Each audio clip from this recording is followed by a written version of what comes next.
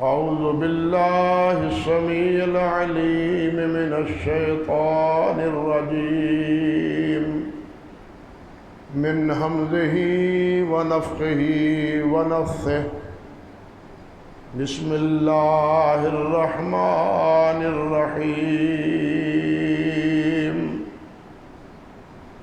شهر رمضان الذي أنزل فيه القرآن هدى للناس وبينات من الهدى والفرقان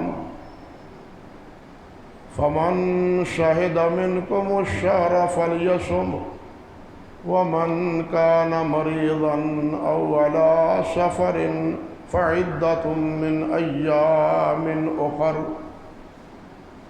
يريد الله بكم اليسر ولا يريد بكم العسر ولتكملوا العدة ولتكبروا الله على ما هداكم ولعلكم تشكرون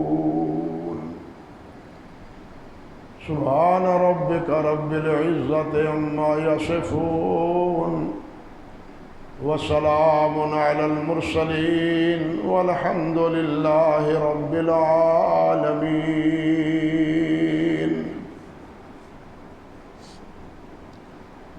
محترم و معزز سامعین کرام، عزت مآب میری بہنوں اور بیٹیوں،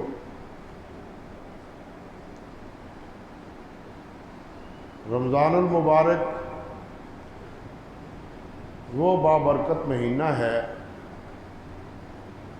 جس میں اللہ سبحانہ و تعالی نے اپنے پاک کلام قرآن مجید فرقان حمید کو نازل فرمایا ہے۔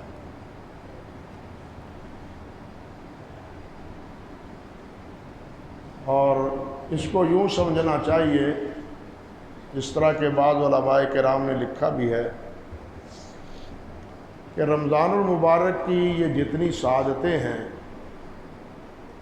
جتنے فضائل ہیں، یہ دراصل قرآن مجید کے نزول ہی کی ایک شکر گزاری کا ذریعہ ہے۔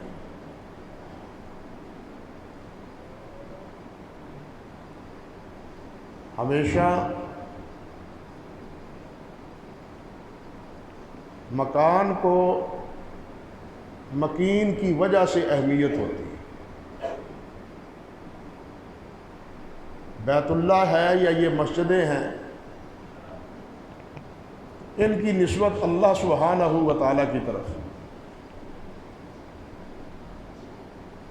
اللہ کی طرف نسبت ہے مسجدوں کی، مساجد اللہ، حالانکہ زمین تو سب اللہ کی،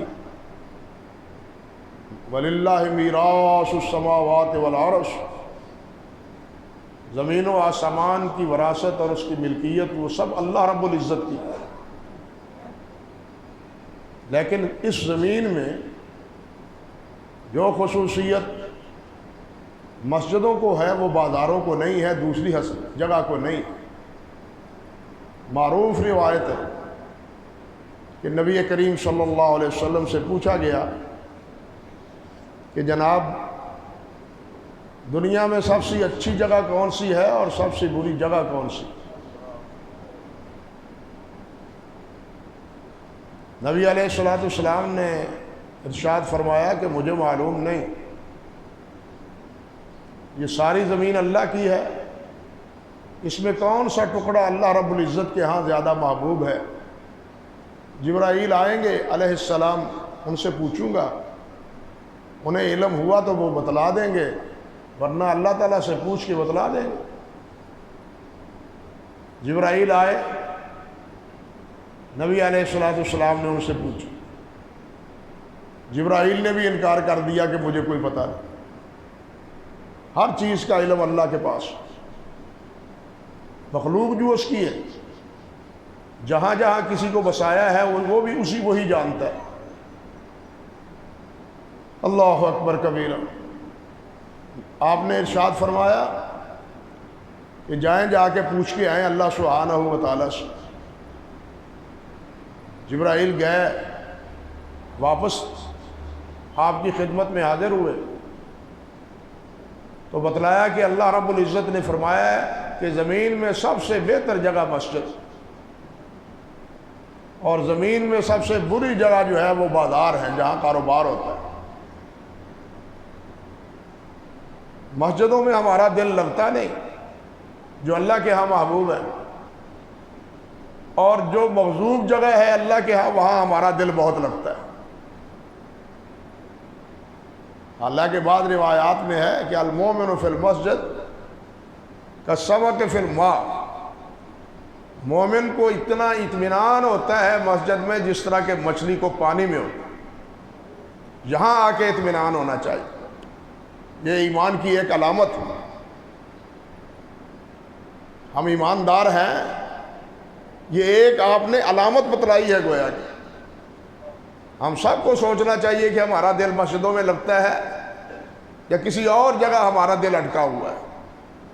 اللہ اکبر کبیر۔ تو جس طرح یہ مسجدیں ہیں، ان مسجدوں کی ام المساجد بیت اللہ ہے۔ تمام مساجد کا رخ پوری دنیا میں، مشرق میں ہو، مغرب میں ہو، شمال میں ہو، جنوب میں ہو، ان کا رخ کس کی طرف ہے؟ بیت اللہ کی طرف۔ جس کو آدم علیہ السلام نے سب سے پہلے اور پھر اس کے بعد حضرت ابراہیم علیہ السلام نے اس کی تعمیر نو کی، اور اس کو اللہ ذوالجلال نے اپنا گھر قرار دیا۔ اسی طرح مدینہ طیبہ ہے یا بیت المقدس ہے، ان کو بھی یہی شرف حاصل ہے۔ مدینہ طیبہ نبی علیہ السلام کا مسکن اور آپ کا مدفن ہے۔ آپ نے وہاں ڈیرے ڈالے تھے، آپ نے وہاں رہائش اختیار کی تھی، وہیں آپ کا انتقال ہوا، وہیں آپ دفن ہوئے۔ ہر اہل ایمان کے دلوں میں مدینہ طیبہ کی محبت نبی علیہ السلام کے ساتھ محبت کی وجہ سے کہ یہ مدینہ الرسول ہے، رسول اللہ صلی اللہ علیہ وسلم کا یہ شہر ہے، آپ نے یہاں یہ زندگی گزاری۔ کسی عربی کے شاعر نے کہا ہے نا، وَمَا حُبُّ الدِّيَارِ شَغَفْنَا قَلْبِي وَلَكِنْ حُبُّ مَنْ سَكَنَ الدِّيَارَ۔ دیواروں سے محبت نہیں ہے، محبت اس دیواروں میں بسنے والے سے۔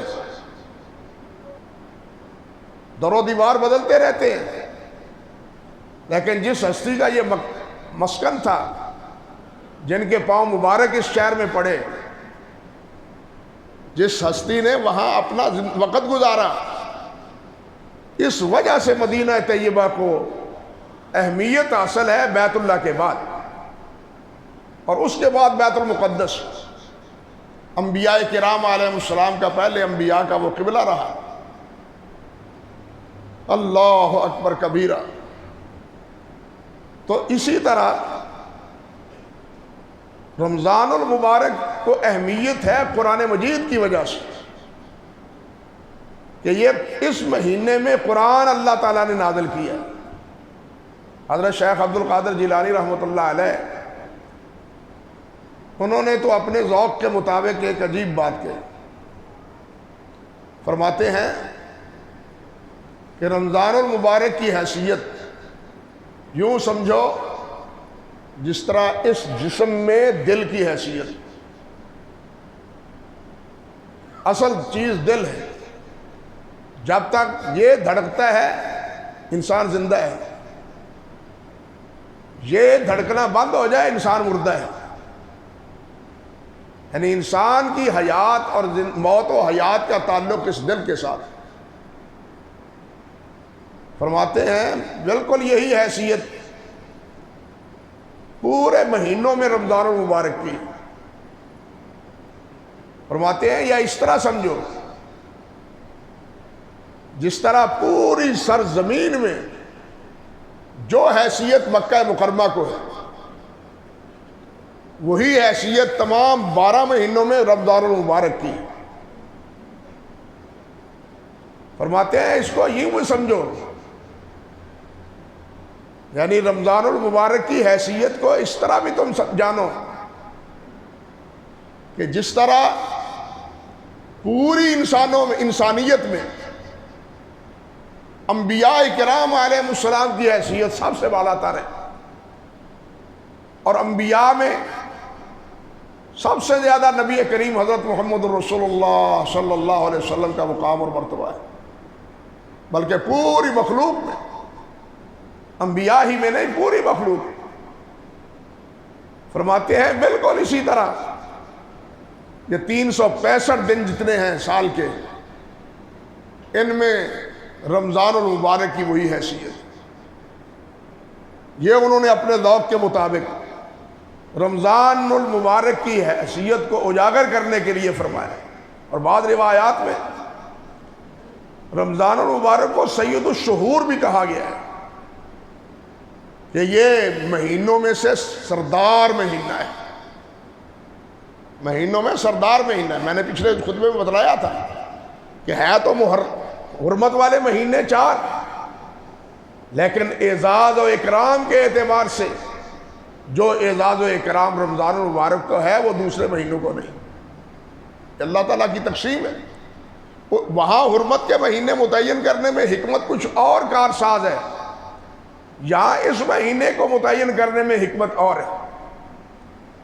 بلکہ مسند امام احمد میں حضرت واصلہ بن اسقع رضی اللہ تعالی عنہ،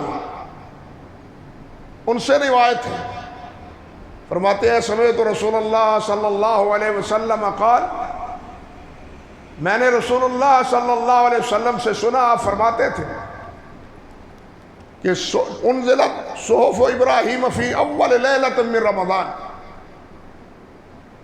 کہ ابراہیم کو اللہ ذوالجلال نے جو صحیفے عطا فرمائے تھے، صحف ابراہیم و موسیٰ، یہ صحیفے ابراہیم کو جو کتاب دی تھی اللہ ذوالجلال والاکرام نے، یہ رمضان المبارک کی پہلی رات کو دی تھی۔ گویا یہ رمضان صرف نزول قرآن کے لیے خاص نہیں، ابراہیم علیہ السلام پر جو اللہ نے کتاب نازل کی تھی وہ بھی رمضان میں ہی تھی۔ پھر فرمایا وَأُنزِلَتِ التَّوْرَاتُ لِسِتٍّ مُزِينَ مِن رمضان، رمضان کے 6 دن گزر گئے تھے کہ کوہ پر حضرت موسیٰ علیہ السلام کو اللہ ذوالجلال والاکرام نے تورات عطا فرمائی تھی، وہ بھی رمضان ہے۔ فرماتے ہیں والانجیل ل13 خلت من رمضان، رمضان المبارک کے 13 دن گزر گئے تھے کہ اگلی رات کو تو اللہ ذوالجلال نے موسیٰ علیہ السلام کو انجیل عطا فرمائی تھی۔ پھر آپ نے فرمایا وَأُنزِلَ الْقُرْآنُ لِأَرْبَعٍ لِسِتِّينَ مُزِينَ مِن رمضان، فرماتے ہیں کہ نبی علیہ السلام پر یہ رمضان المبارک کی 25ویں رات میں قرآن مجید نازل ہوا، 24 دن گزر چکے تھے، 24 دن گزر چکے تھے۔ علامہ البانی رحمۃ اللہ علیہ نے اس روایت کو سلسلہ صحیحہ میں ذکر کیا ہے، اصلاً یہ روایت مسند امام احمد کی ہے۔ تو اس سے پتہ چلتا ہے کہ اللہ ذوالجلال نے جو کتابیں نازل کی ہیں اپنی، امہات الکتب بالخصوص صحائف ابراہیمی، تورات، انجیل، قرآن مجید، یہ سب رمضان المبارک میں اللہ ذوالجلال نے نازل فرمائے، رمضان میں اتارے۔ اس لیے یہ شہر رمضان الذی انزل فیہ القرآن ہی نہیں، بلکہ یہ وہ مہینہ ہے جس میں صحیفے اللہ ذوالجلال نے اپنی کتابیں تورات، انجیل اور ابراہیم پر صحیفے وہ اسی مہینے میں اللہ نے نازل کیا۔ اللہ اکبر کبیرہ۔ پھر یہ مہینہ نزول قرآن کی ہی سالگرہ کی کیفیت نہیں رکھتا، بلکہ اگر غور کریں تو امت مسلمہ اس کو غور کرنا چاہیے، فکر کرنی چاہیے کہ اس مہینے میں اللہ ذوالجلال والاکرام نے نبی علیہ السلام کو نبوت سے سرفراز کر کے اور قرآن مجید عطا فرما کے کتنی بڑی نعمت اللہ ذوالجلال والاکرام نے اس امت کو عطا فرمائی کہ وہ قوم جو 2000 سال تک خیر امت کہلاتی رہی، مراد میری بنی اسرائیل ہے، انبیاء ان میں آئے، بادشاہت انہیں اللہ تعالیٰ نے عطا فرمائی، حکومت بھی دی اور حکمت بھی دی، 2000 سال تک یہ ان کے ساتھ اللہ سبحانہ و تعالیٰ کا امر رہا، اور پوری دنیا کی سیادت اور قیادت بنو اسرائیل کو دے دی اللہ تعالیٰ نے۔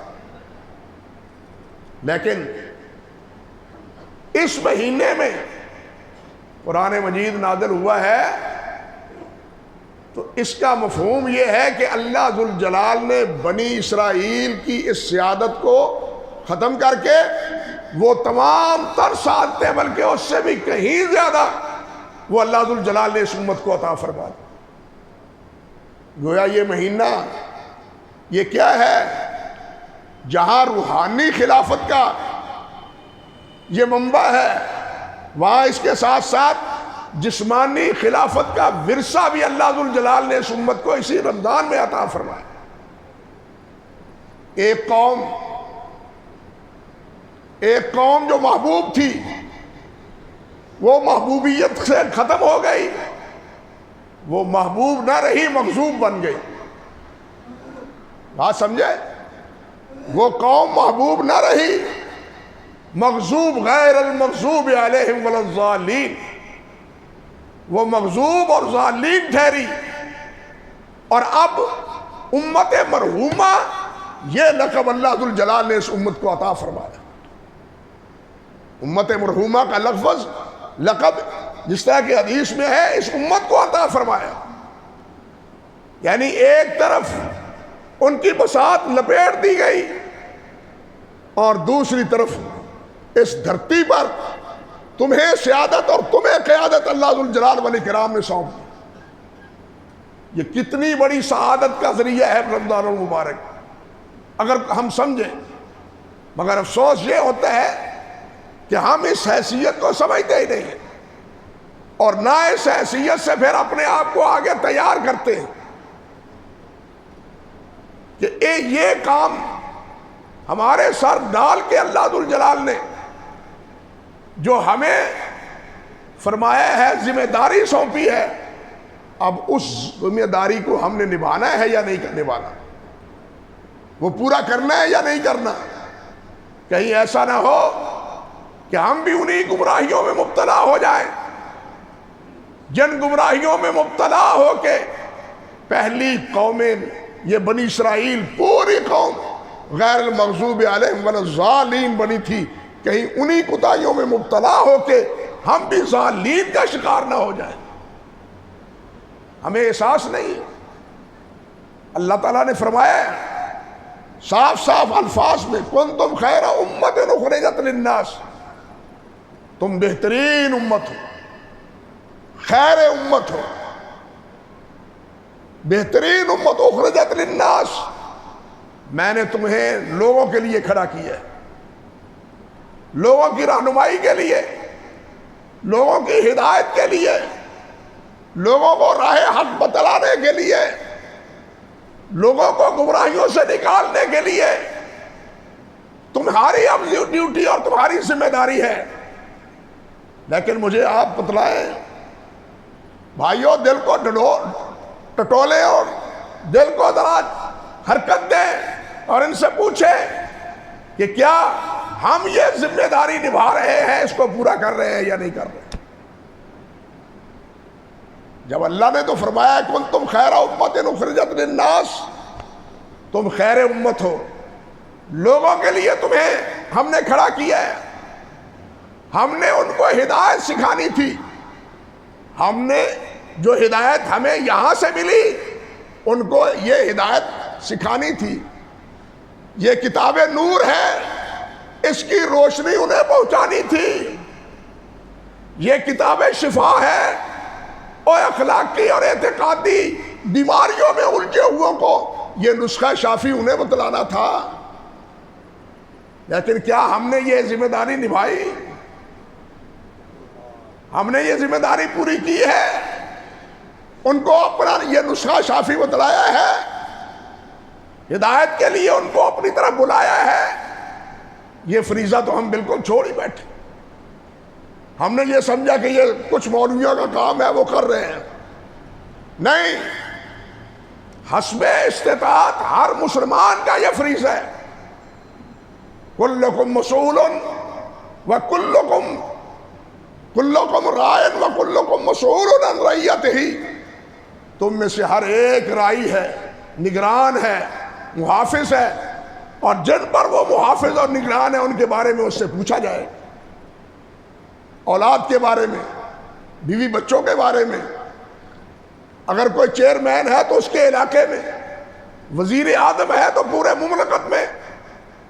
آج یہ سہانے نعرے رکھتے ہیں، اور اس کے لیے جو دھمال چوکڑی لگی ہوئی ہے، شرم آتی ہے وہ چیزیں محسوس کر کے اور سن کے، لیکن یہ بیچارے نہیں سمجھتے، نہیں جانتے کہ ان ذمہ داریوں کے نتیجے میں ہمارے اوپر بوجھ کیا ہے، ہماری ذمہ داریاں کیا ہیں، ہمارے فرائض کیا ہیں۔ جب اس کے بارے میں قیامت کے دن پوچھا جائے گا پتہ تو تب چلے گا۔ تو عرض کرنے کا مقصد یہ تھا کہ یہ ذمہ داری ہر ایک کی ہے۔ اب آپ سوچیں اللہ نے کیا فرمایا ہے، والعصر ان الانسان لفی خسر الا الذین آمنوا وعملوا الصالحات وتواصوا بالحق وتواصوا بالصبر۔ فرمایا زمانہ گواہ ہے، زمانے کی قسم زمانہ گواہ ہے، انسان گھاٹے میں ہے، خسارے میں ہے، نقصان میں ہے۔ صرف وہ انسان اس نقصان سے بچا ہے جو ایمان والا ہے اور عمل صالح کرتا ہے۔ یہ اللہ فرماتے ہیں قسم دے کے کہ انسان خسارے میں ہے، اس نقصان سے کون بچا ہے؟ فرمایا وہ بچا ہے جو ایماندار ہے، پہلی شرط۔ دوسری کیا؟ عمل صالح، صرف ایمان نہیں، ساتھ اس کے عمل صالح بھی۔ اور تیسری چیز کہ یہی حق کا پیغام دوسروں تک پہنچاؤ، وَتَوَاصَوْا بِالْحَقِّ وَتَوَاصَوْا بِالصَّبْرِ۔ اور حق کے پیغام پہنچانے میں جو دقتیں، جو رکاوٹیں، جو پریشانیاں، جو مصیبتیں آتی ہیں ان پر صبر کرو، جس طرح تمہارے نبی محمد رسول اللہ نے صبر کیا تھا صلی اللہ علیہ وسلم۔ یہ 4 نکاتی ایجنڈا ہے، یوں سمجھو کہ یہ 4 نکاتی ایجنڈا ہے اللہ رب العزت کی طرف سے اس دنیا میں انسانوں کو خسارے سے بچانے کے لیے۔ اور یہ خسارے سے بچ گیا تو پھر دنیا بھی سنور گئی اور آخرت بھی بن گئی۔ لیکن اگر یہ خسارہ رہا تو پھر یہاں بھی خسارہ ہے، آخرت میں بھی خسارہ ہے، خاسر الدنیا والآخرہ۔ اسی لیے میں نے عرض کیا کہ یہ ذمہ داری صرف مولویوں کی نہیں ہے، امت میں ہر فرد شامل ہے۔ اور اللہ نے یہی فرمایا کنتم خیر امت، تم بہترین امت ہو۔ اس لیے ہر بھائی کو، ہر ذمہ دار کو اپنا یہ فریضہ سمجھنا چاہیے۔ یہ جو انقلاب نہیں آتا، دیکھیے شہر میں کتنی مسجدیں ہیں، پورے ملک میں کتنی مسجدیں ہیں، ہر مسجد میں خطبہ ہو رہا ہے، وعظ و ارشاد کی مجلسیں ہو رہی ہیں، جلسے ہو رہے ہیں، تبلیغ کی جا رہی ہے۔ یہ انقلاب کیوں نہیں پیدا ہوتا؟ یہ تبدیلی کیوں ہم نے پیدا نہیں ہوتی؟ معصیتوں کے کانٹے چننے کی بجائے ہم اور معصیت کے کانٹے بکھیرنے پر کیوں اڑے ہوئے ہیں؟ کیا وجہ ہے؟ اتنی دعوت و تبلیغ کے باوجود ہم میں کوئی تبدیلی نہیں۔ نہ جھوٹ ہم چھوڑتے ہیں، نہ دغا اور فراڈ چھوڑتے ہیں، نہ شرک چھوڑتے ہیں، اور نہ ہی دوسری نافرمانی ہے ان سے ہم دستکش ہوتے ہیں۔ ان وعدوں کا کیا فائدہ ہے؟ ان جلسوں اور ان خطبوں کا کیا فائدہ ہے؟ یہ فائدہ کیوں نہیں نکلتا؟ نتیجہ کیوں نہیں برآمد ہو رہا؟ اس لیے میرے بھائیوں کہ ہم خود یہ چیز چاہ نہیں رہے، معذرت کے ساتھ چاہ نہیں رہے۔ ایک اچھی چیز ہوتی ہے، آپ سمجھتے ہیں کہ یہاں سے چیز صحیح ملتی ہے، آپ وہاں جا کے صحیح چیز خریدتے ہیں، مناسب دام میں خریدتے ہیں، صحیح اور اصل چیز وہاں سے خریدتے ہیں، کوشش کرتے ہیں صحیح چیز کو لینے کے لیے۔ کتاب اللہ اور سنت رسول کے علاوہ اور کوئی صحیح چیز ہے؟ سوچو ذرا۔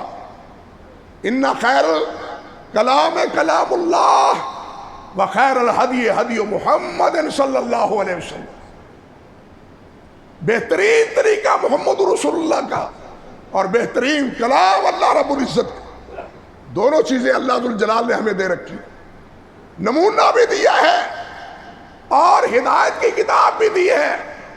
ہم اس کو لینا نہیں چاہتے، ہم نے اس کو کس لیے رکھا ہے؟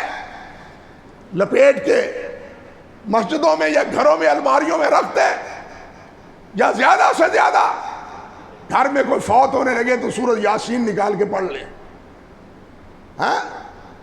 باقی اس کو پڑھنا، اس کو سمجھنا، اس پر عمل کرنا یہ ہمارا داعیہ ہی نہیں۔ اللہ کے لیے قرآن کو پڑھو بھی، اس کو سمجھو بھی، اس پر عمل بھی کرو، تب تبدیلی آئے گی۔ باتوں باتوں سے تبدیلی نہیں آتی۔ ہم اپنا اپنا فریضہ سمجھیں کہ ہم نے سمجھنا ہے۔ مساجد میں یہاں بھی اللہ کے فضل و کرم سے، بڑی مسجد میں بھی، مندر گلی میں بھی، دوسری بھی کئی مساجد میں تراجم قرآن کی کلاسیں موجود ہیں، وہاں شامل ہوں۔ جہاں جہاں یہ پروگرام بنے ہوئے ہیں ان کلاسوں کو اٹینڈ کریں، قرآن کا ترجمہ سمجھیں۔ ہم کہتے ہیں جی قرآن پڑھنے سے لطف نہیں آتا، کیسے لطف آئے؟ یہ عربی زبان میں ہے، ہم اس کے معنی سے بھی خبر ہے۔ قرآن سارا پڑھ جائے ایک لفظ کا ترجمہ نہیں آتا، بلکہ المیہ یہ ہے، رونے کو خدا کی قسم جی چاہتا ہے۔ قاری قرآن پڑھتا ہے اور قاری صاحب جب یہ آیتیں پڑھتے ہیں کہ جن پر اللہ ناراض ہے، ان پر اللہ کا غضب ہے اور وہ جہنمی ہے، تو ہمارے سامعین جھوم کر وہاں بھی سبحان اللہ کہتے ہیں۔ جہاں یہ آیتیں ہیں نا، اولئک اصحاب النار ھم فیہا خالدون، ایک ترنم سے ہم وہاں بھی سبحان اللہ۔ کیوں؟ پتہ ہی نہیں کیا کہہ رہے ہیں قاری صاحب، اور وہ تو کہہ رہے ہیں کہ جو نافرمان ہیں وہ جہنم میں جائیں گے، اور ہم خوش دلی سے کہہ رہے ہیں کہ جناب سبحان اللہ۔ ہماری بے خبری کی انتہا ہے یا نہیں؟ ہماری لا علمی کی انتہا ہے یا نہیں؟ یہ صورت کیوں پیدا ہوتی ہے کہ ہم نے نہ خود سوچا نہ اولادوں کو اس طرف سوچنے دیا۔ وہ پریپ سے لے کے پتہ نہیں کہاں تک، پریپ سے لے کے انہیں ہفتے کے دن کا نام نہ ہفتہ نہ اتوار، نہ یوم السبت نہ یوم الجمعہ، ہاں نہ یوم الخمیس، لیکن سنڈے منڈے یاد ہے۔ کسی چھوٹے سے چھوٹے بچے سے پوچھ لو، 3 سال کا ہے، وہ بھی اسکول میں جا رہے ہیں، دن کا کیا نام ہے؟ آج سنڈے ہے، آج منڈے ہے، آج ٹیوزڈے ہے۔ یہ نام تو ہم نے سکھا دی ہے۔ جو نام ہفتے کے اللہ کے رسول نے رکھے تھے وہ سکھائے۔ ہم نے تو تبدیلی کا سوچا ہی کچھ نہیں، نہ خود سوچا نہ اولاد کو سوچنے دیا، نہ خود کیا نہ اولاد کو کرنے دے رہے۔ تبدیلی کیسے آئے؟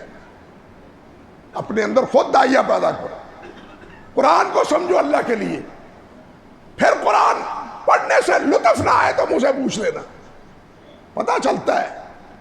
جب صحابہ کرام قرآن پڑھتے تھے، نبی علیہ السلام قرآن پڑھتے تھے، ہمارے اسلاف قرآن پڑھتے تھے، تو وہ قرآن پڑھتے ہوئے کیوں روتے تھے؟ سوچو ذرا، وہ کیوں روتے تھے؟ وہ ان معانی کو دیکھ کے، مفاہیم کو جان کے روتے تھے کہ ان میں اللہ کی رحمتوں کا تذکرہ ہے، ان آیات میں اللہ کے غضب کا طریقہ بتلایا گیا ہے۔ یہ افعال وہ ہیں جو جہنم میں جانے کا ذریعہ ہیں، کہیں وہ افعال ہمارے اندر تو نہیں پائے جاتے۔ آنسو خود بخود بہ جاتے تھے پھر، لیکن ہمارے آنسو تو خشک ہو چکے ہیں۔ ہماری آنکھوں کے آنسو خشک ہو چکے ہیں، کوئی آنسو آتا ہی نہیں. کیوں نہیں آتا؟ ہم سمجھتے ہی نہیں. اللہ کے لیے قرآن کو سمجھا. یہ قرآن مجید سنبھال کے الماریوں میں رکھنے کے لیے نہیں تھا. یہ قرآن ہمارے لیے نسخہ شافی تھا اور باعث ہدایت تھی. لیکن آج دنیا کو جنہیں ہم نے ہدایت دینی تھی، آج ہم ہدایت ان گمراہوں سے لے رہے ہیں. ہماری سیاہ بختی کی انتہا کیا ہے؟ ہماری سیاہ بختی کی حد کیا ہے کہ جنہیں ہم نے ہدایت دینی تھی آج ہم ان سے ہدایت لے رہے ہیں، رہنمائی ان سے لے رہے ہیں، حالانکہ ہم نے ان کی رہنمائی کر لی تھی. یہ انقلاب کیوں آیا؟ جب آپ کرتے رہے 1000 سال تک. بھائیو، 1000 سال تک آپ نے قیادت کی ہے. یورپ اس وقت اندھیر میں تھا، کوئی سائنس نہیں تھی، کوئی اس وقت وہاں کارخانہ یا مل نہیں تھی. انہیں روشنی ملی ہے تو اندرس سے ملی ہے، قرطبہ سے ملی ہے، قرطبہ سے ملی ہے، اندرس سے ملی. وہاں سے پڑھ کے انہوں نے اپنی یونیورسٹی قائم کی. اور اس کے بعد ہم نے جب اس کے ساتھ ناتا توڑا، ہم نے صرف اس کو پڑھنے کے لیے رکھا یا موتا کے لیے اس کو پڑھنے کے لیے خاص کر لیا، یا زیادہ سے زیادہ برکت کے لیے تعویذ بنا لیا. جب ہمارا مرکز، ہمارا دائرہ کار اور عمل یہ محدود ہو کے رہ گیا تو ہم نے ان کو ہدایت کیا سکھا دی؟ اللہ کے لیے ہمیں اپنے اس طرز عمل پر غور کرنا چاہیے اور اس قرآن مجید کو سمجھنے کی کوشش کرنی چاہیے. حدیث میں آتا ہے، نبی علیہ السلام نے ارشاد فرمایا، ان ھذا القرآن سبب ترفعہ بید اللہ. یہ قرآن ذریعہ ہے. یہ قرآن کیا ہے؟ ذریعہ ہے. سبب، یہ ذریعہ ہے، سبب ہے. ایک چیز کا دوسرے کے لیے سبب بنتا ہے. اوپر چڑھنے کے لیے سیڑھی سبب ہے، علم پڑھنے کے لیے استاد سبب ہے. سمجھے نا بات؟ استاد سبب ہے. اسی طرح نبی علیہ السلام نے فرمایا، ان ھذا القرآن سبب، کہ یہ قرآن سبب ہے، رسی ہے جس سے اوپر چڑھا جا سکتا ہے. کوہ پیما کرنے والے انہی رسیوں کو استعمال کرتے ہیں. کوہ پیمائی کرنے والے، پہاڑوں پر چڑھنے والے یہی رسیاں استعمال کرتے ہیں. نبی علیہ السلام نے فرمایا، تم نے بھی اگر بلندیوں کو پانا ہے تو اس سبب کو اختیار کرو. اور یہ سبب کیا ہے؟ ترفعہ بید اللہ و ترفعہ بایدیکم. ایک رسی کا سرا اللہ کے ہاتھ میں ہے اور دوسرا سرا تمہارے ہاتھ میں. اب تو تمہاری ذمہ داری ہے کہ اس رسی کے ذریعے اوپر چڑھو، اس رسی کے ذریعے اوپر چڑھو. فرمایا، فتمسکوا بہ فانکم لن تہلکوا. مضبوطی سے اس کو پکڑ لو، نہ تم گمراہ ہو گئے اور نہ تم ہلاک ہو گئے. آج ہماری بربادیاں، آج ہماری ہلاکتیں، آج ہماری ذلتیں ہمارا سامنا کیوں کر رہی ہیں؟ کہ ہم نے قرآن کو سبب بنانا چھوڑ دیا. اللہ کے رسول نے تو صاف فرمایا کہ اس سبب کو پکڑ لو اور بلندیوں پر چڑھنا شروع کر دو. اللہ سے ملاقات ہو جائے گی، اللہ تک رسائی ہو جائے گی، اللہ کی زیارت ہو جائے گی جنت پہ جا کے پھر. لیکن ہم نے تو اس کو نہ سمجھا، ہم نے تو اس کو یہ سبب نہ بنایا. اور ساتھ یہ بھی، وَلَن تَهْلِكُوا وَلَن تَضِلُّوا بَعْدَهُ أَبَدًا. آپ کبھی بھی گمراہ نہیں ہو اس سبب کو اگر تم اختیار کرو. آج ساری قہرمانیاں، ساری بربادیاں، ساری تباہیاں وہ اسی وجہ سے ہے کہ ہم نے اپنا ناطہ قرآن سے توڑ دیا. قرآن سے ناطہ توڑا ہے. حدیث میں آتا ہے، حجۃ الوداع کے موقع پر بھی امام محمد بن نصر مروزی رحمۃ اللہ علیہ نے کتاب السنہ میں نبی علیہ السلام کی خطبے کا یہ جملہ نقل کیا ہے کہ آپ نے اس وقت فرمایا ایھا الناس لوگو فإنی قد بلغت، میں نے تمہیں پہنچا دیا، میں نے اپنا پیغام اللہ کا حکم تمہیں پہنچا دیا، وَقَدْ تَرَكْتُكُمْ فِيكُمْ مَا لَمْ تَضِلُّوا بَعْدَهُ إِن تَمْسَسْكُم بِهِ، میں دو چیزیں چھوڑ کے جا رہا ہوں، اگر ان سے تمہارا تمسک رہا، ان کی دونوں کی پابندی تم نے کی، لَن تَضِلُّوا، تم ہرگز گمراہ نہیں ہوگے۔ اللہ کا رسول غلط کہہ سکتا ہے؟ ہم نے قرآن کو سے تمسک نہیں چھوڑا، ہم نے تمام قرآن کا تمسک چھوڑ دیا، تمسک کیا ہی نہیں، حتیٰ کہ آپ کے بر صغیر میں وہ دور بھی آیا، کیا غرض کروں کہ قرآن کا ترجمہ نہ پڑھو، قرآن مت کا ترجمہ پڑھنے سے لوگ جو ہے آباء و اجداد کے عقیدے سے بگڑ جاتے ہیں۔ انا للہ و انا الیہ راجعون۔